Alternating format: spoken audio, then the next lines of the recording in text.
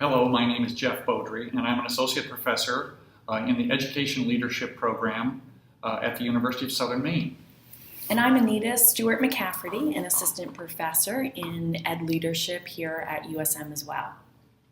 We'd like to introduce you to this video with our very special guest, Rick Stiggins, who is the former president of the Assessment Training Institute and who has authored so many wonderful books, but the most recent is Defensible Teacher Evaluation, which is the topic of this particular video.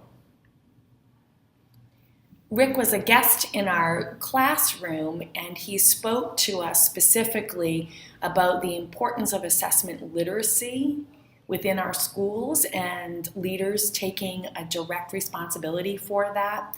Also looking at the role of classroom assessment within the concept of student growth and how that will be measured.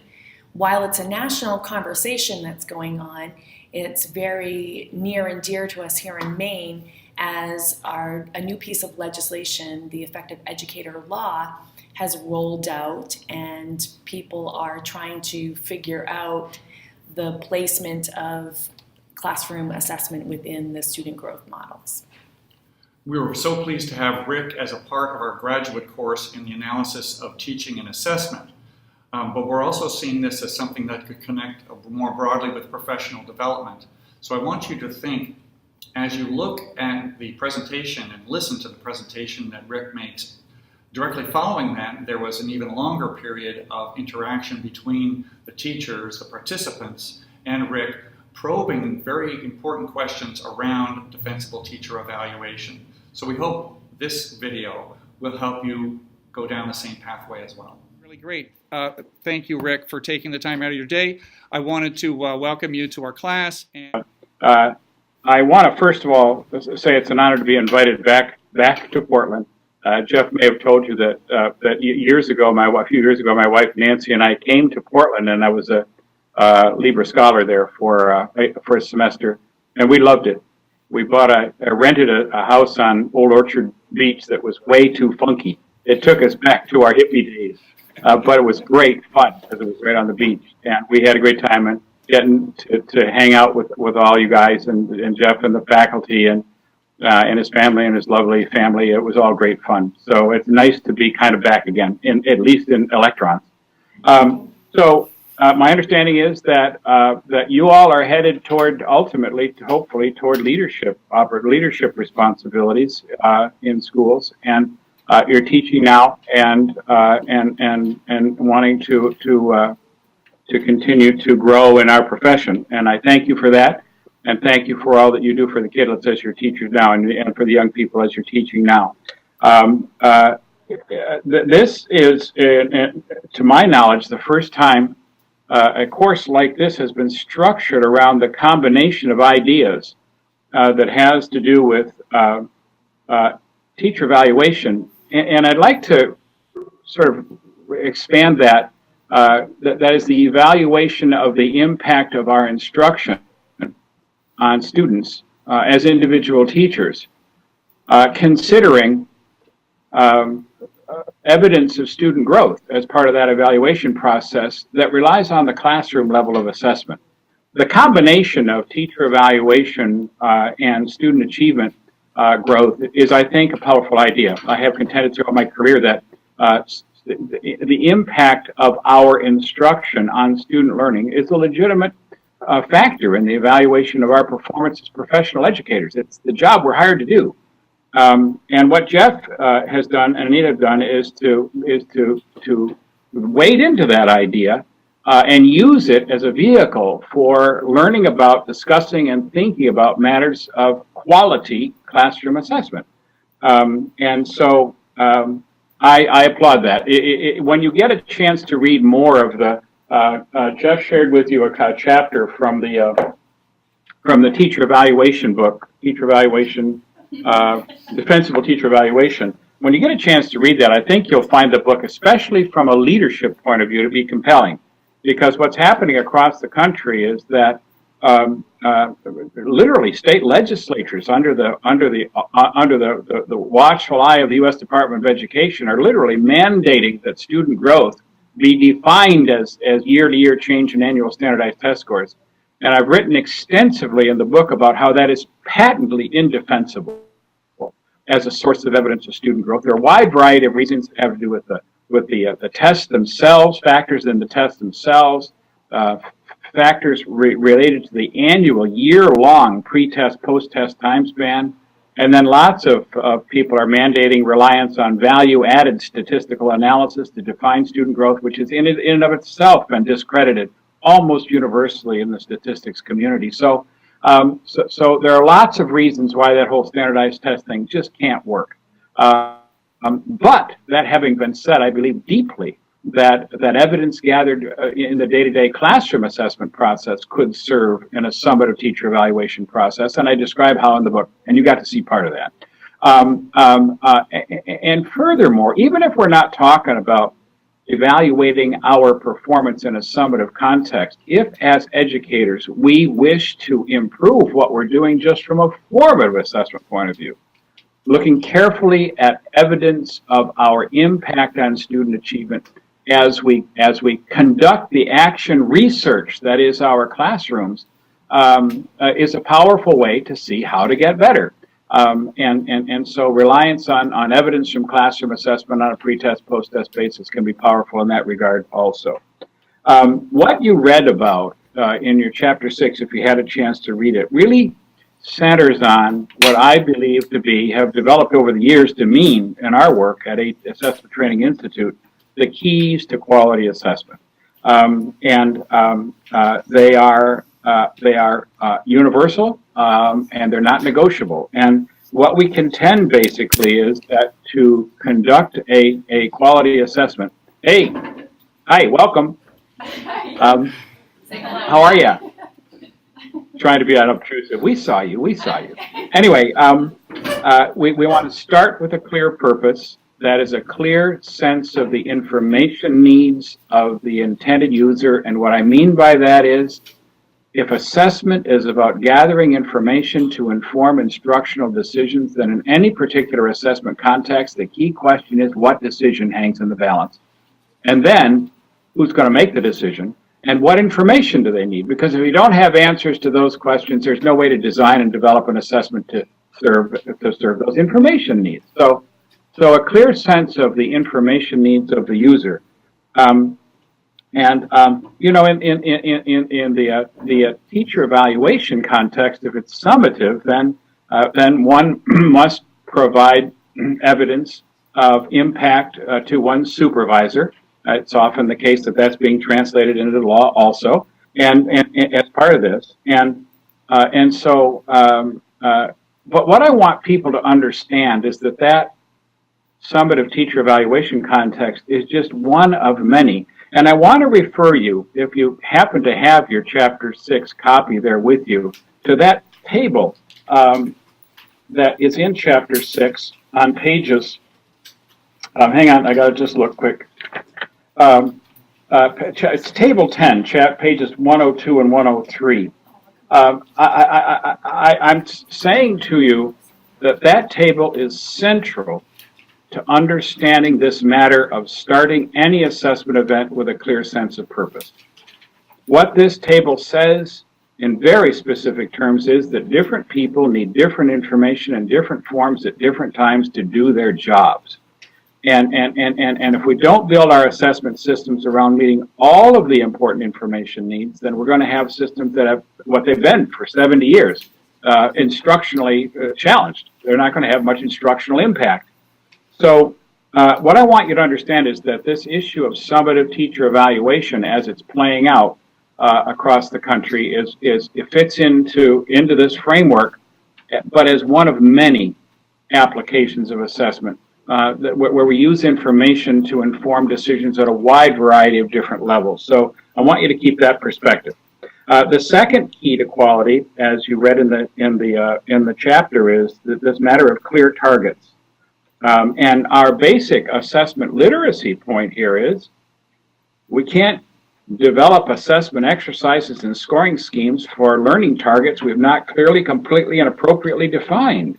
And so We call the clear target the foundation of an assessment.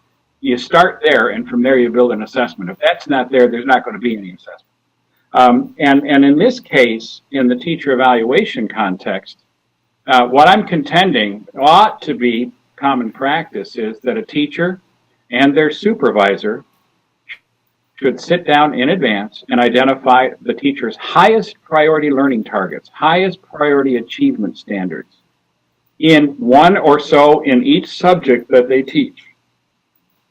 And those are what should be the focus of the gathering of evidence to inform the teacher evaluation decision. That is the efficacy of your instruction.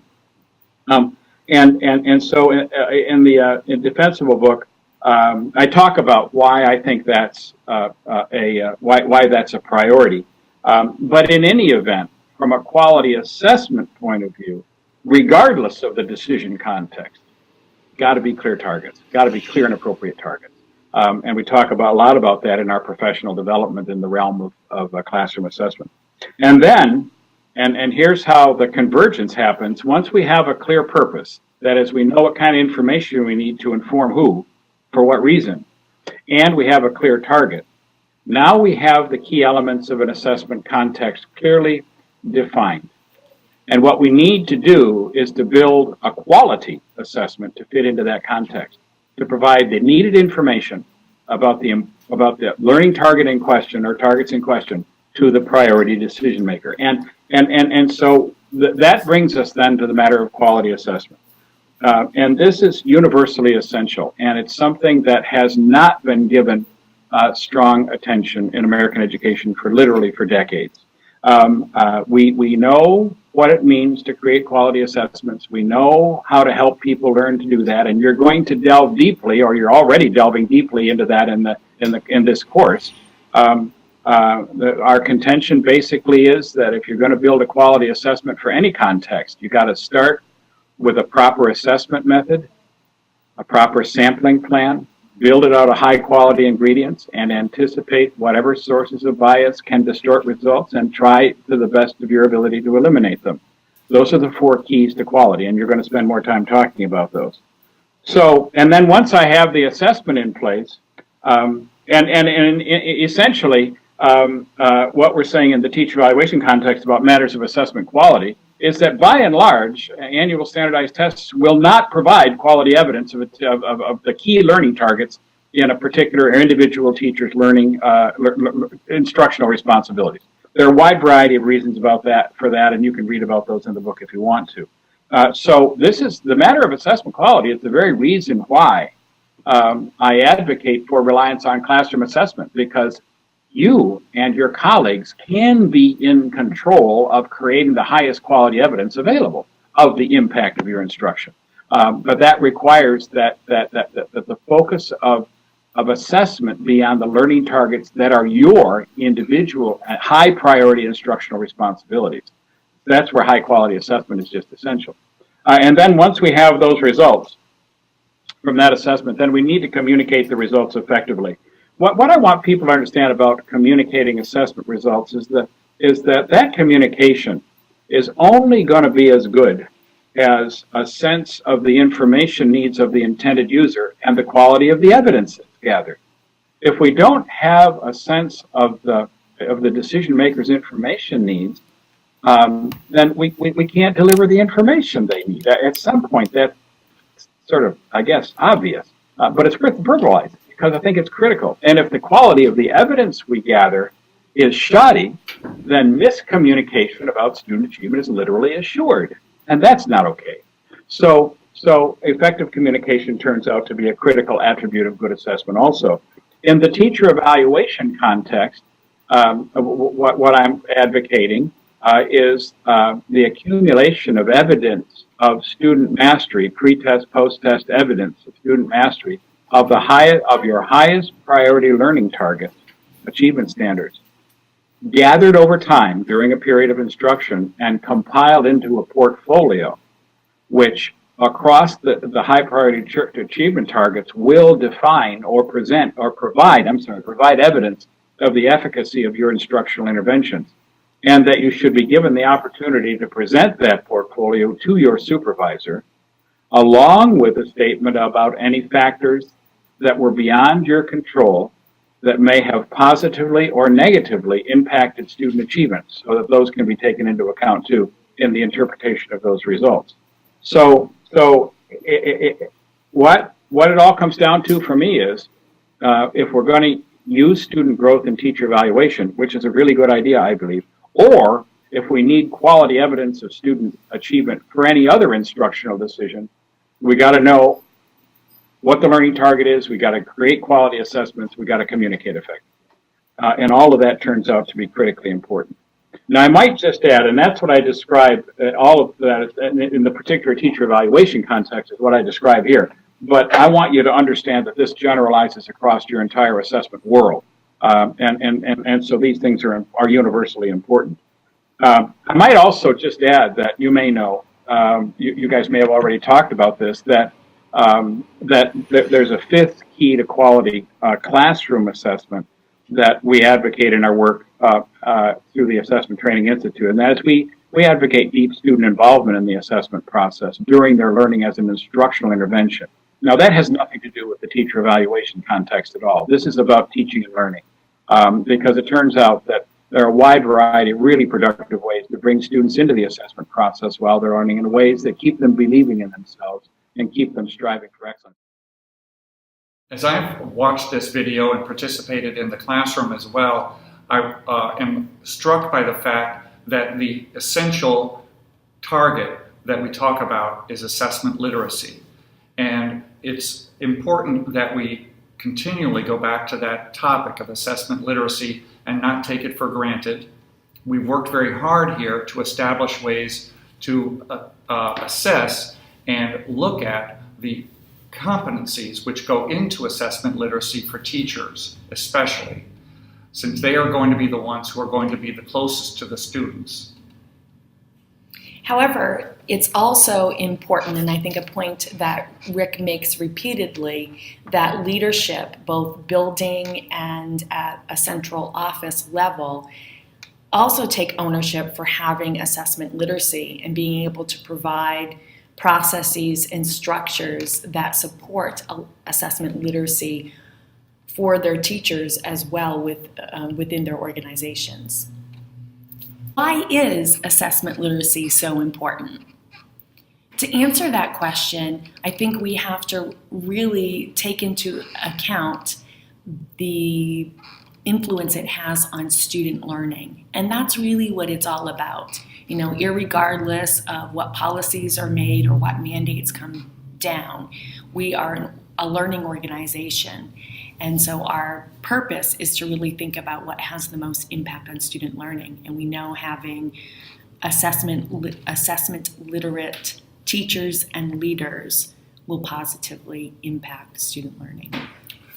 And another way that I think about it is that Rick has made a case, and we have been really witnesses and experienced it ourselves as teachers, that once students become part of the assessment processes, things change, and there is a transformative role that occurs there as students start to understand not only what they're doing in school, but what it is they're capable of doing. And the idea of student involvement is really one of those core ideas that really goes beyond the idea of policy and beyond the idea of laws. It's good practice, and it's what we would like to advocate for. Another thing I wanted to point out is that Rick makes mention of a Phi Delta Kappan article entitled Building Assessment Literacy Beyond that I encourage you to read and to share with those within your school and district organization and policymakers as well. We'll leave you with the idea that it's important to know and be able to talk about assessment and assessment literacy to a broader audience, to our parents, to our school boards, and to our community. And in this way, we're really advocating for a deeper understanding of what the purpose of our educational system is, and the ways that we can take the most advantage of some of the best and the most worthwhile ideas that can make a difference.